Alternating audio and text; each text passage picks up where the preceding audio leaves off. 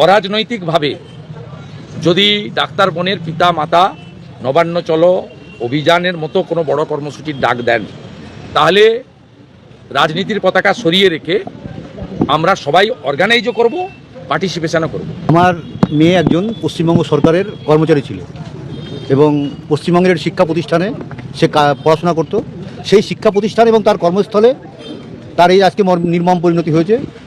সেই যে দায়, পশ্চিমবঙ্গ সরকার কখনোই তার দায় এবং স্বাস্থ্য সচিব কখনো তার দায় ঘাট থেকে নামাতে পারেন না।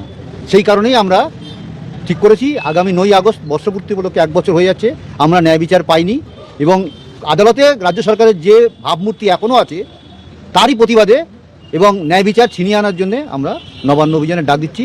সেখানে সমস্ত রকম লোককে আমরা উপস্থিত থাকার জন্য আহ্বান জানাচ্ছি এবং 14ই আগস্ট যেরকম কোটি কোটি লোক রাস্তায় নেমেছিল রাত দখল করতে, আমি বলবো এই সমাজকে পরিবর্তন করতে আবার ওই রকমভাবে সবাই যেন রাস্তায় নামেন এবং 14ই আগস্ট রাত দখলের দিনটা আবার যেন পুনরায় পালিত হয় এবং ওইভাবে সবাই সমাজে রাস্তায় এসে সরকারকে বুঝিয়ে দেবেন যে তিনি অন্যায় করছেন। সরকার যদি কোনো অন্যায় করে তাকে বোঝানোর ক্ষমতা কিন্তু মানুষেরই আছে।